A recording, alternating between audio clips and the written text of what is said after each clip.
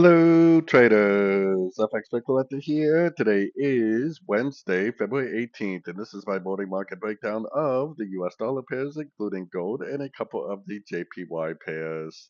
Sort of ways I always like to start off, as everybody knows, on the dollar index, because that pretty much tells me exactly what to do on all six of the dollar pairs themselves. Like I've been saying for about a week or so, I mean, this to me really looks like an impulsive five-wave move, like a wave A or possibly a wave 1.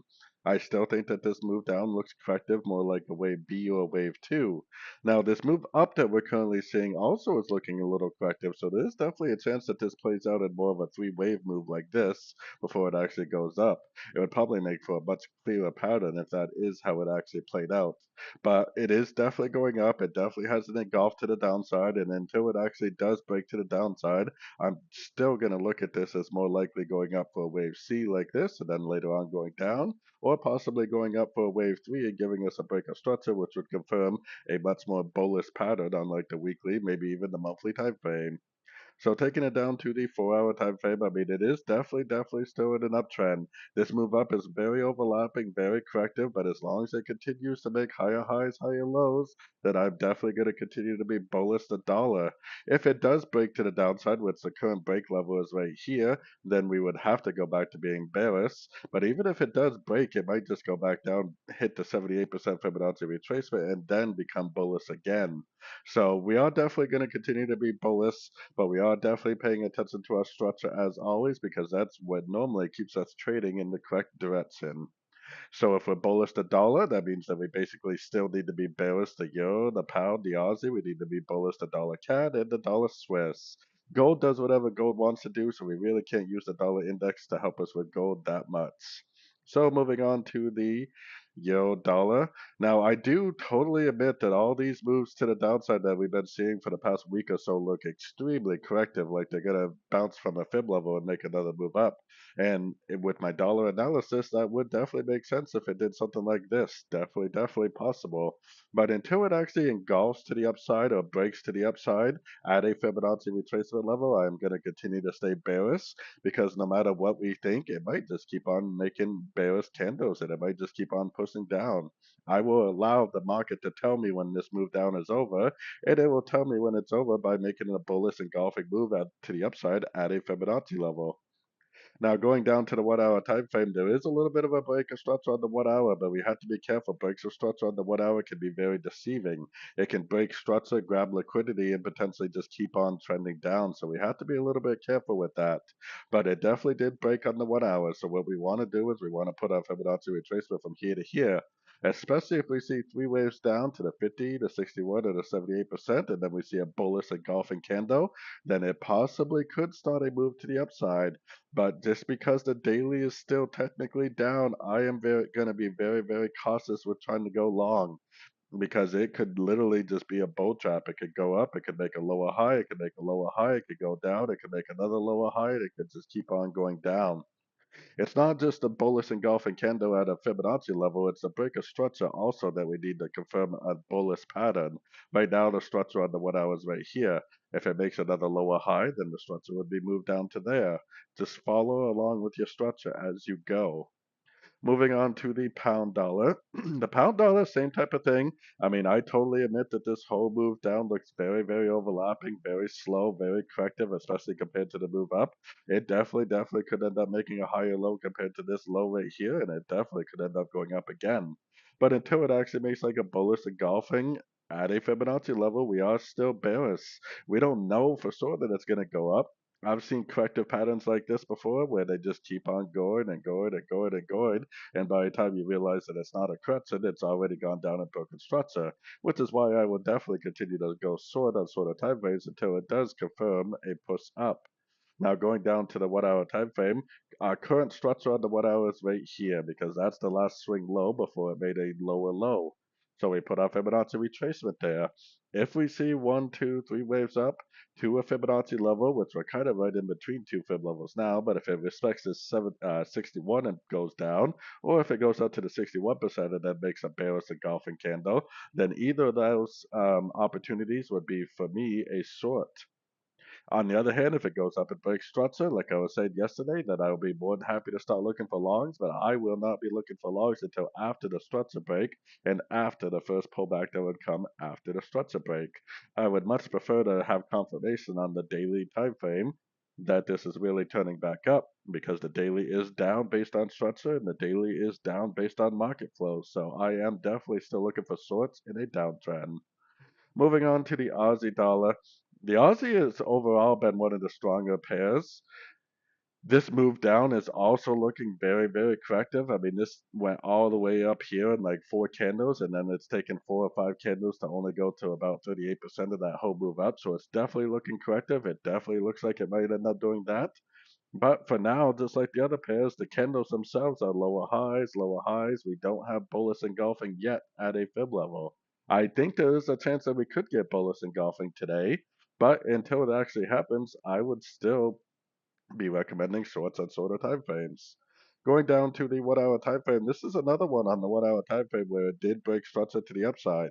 And if you're trading the shorter time frames, you could be looking for logs, and it might just take off to the upside today. Very, very likely that it could, especially on something like the Aussie dollar.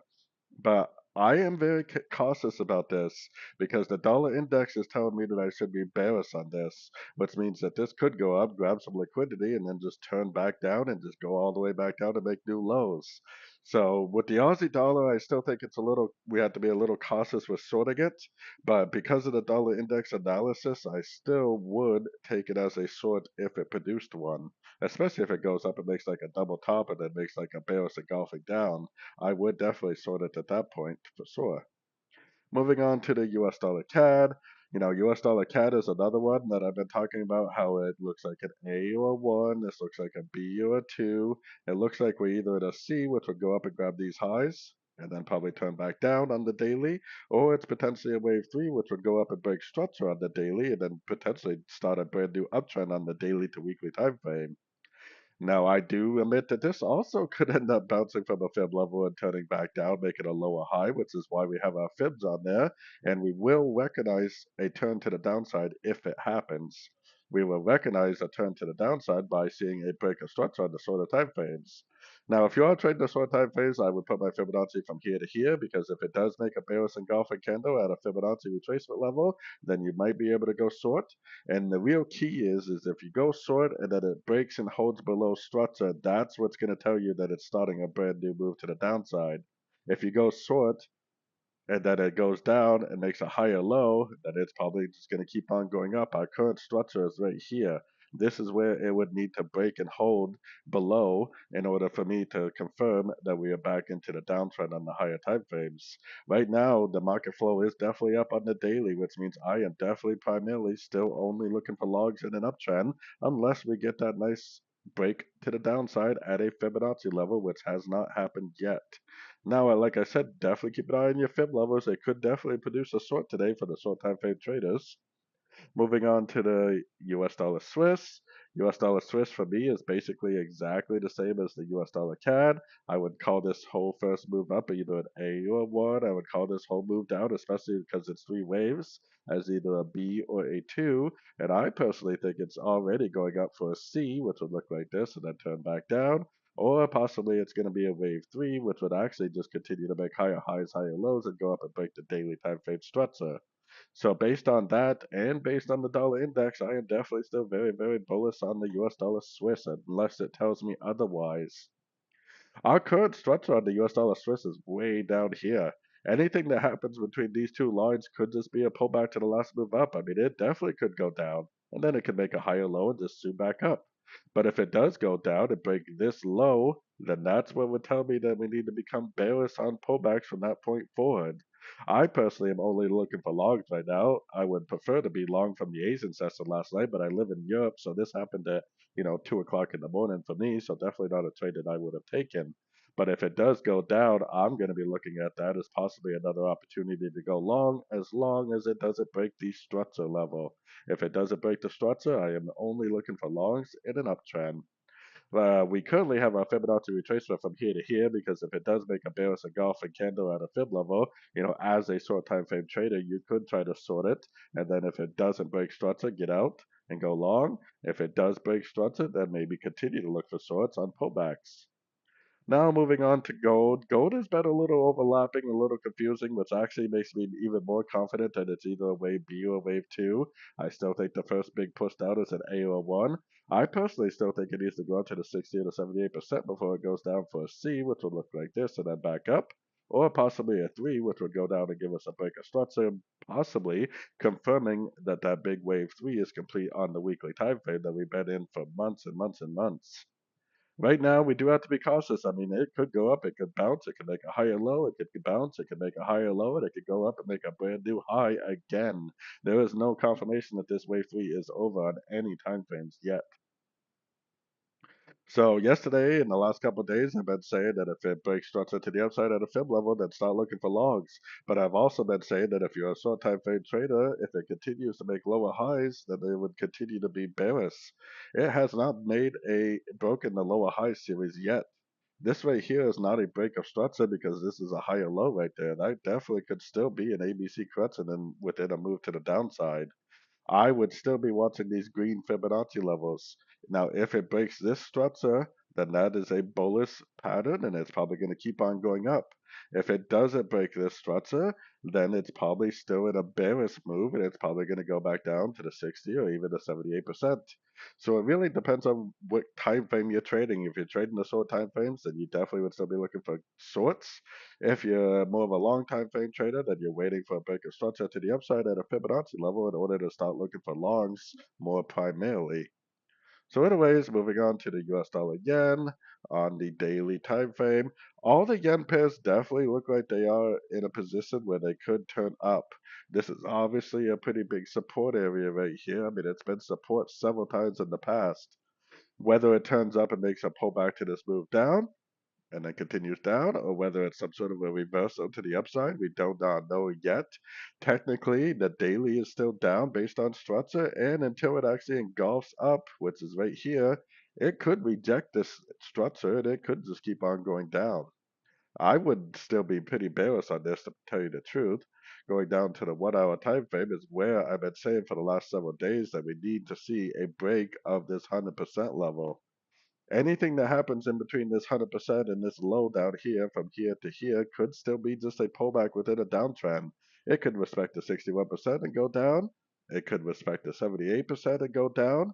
I don't really care what level it respects, but if it does end up respecting one of these levels, making a bearish engulfing move to the downside, I definitely am going to continue to go short.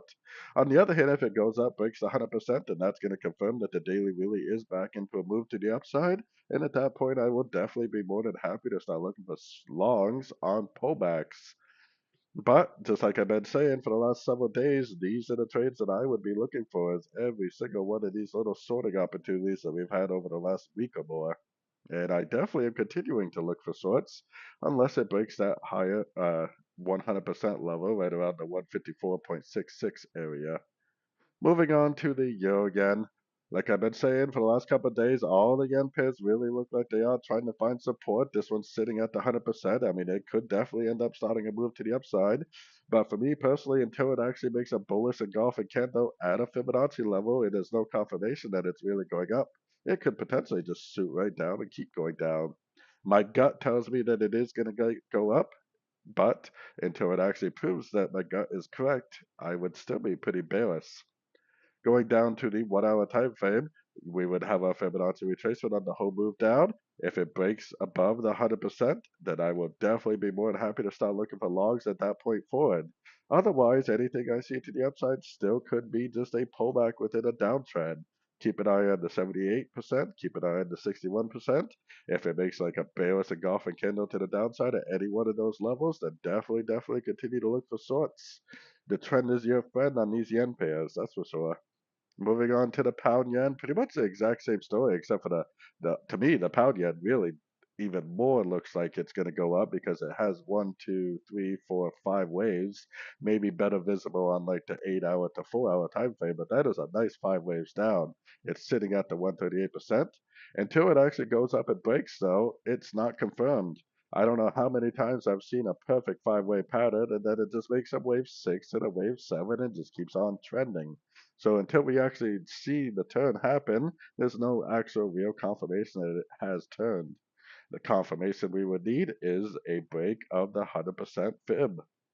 If it breaks this level right here, right around the 2097 area, then that is confirmation that it's going long on the higher time phase and that we need to start looking for pullbacks.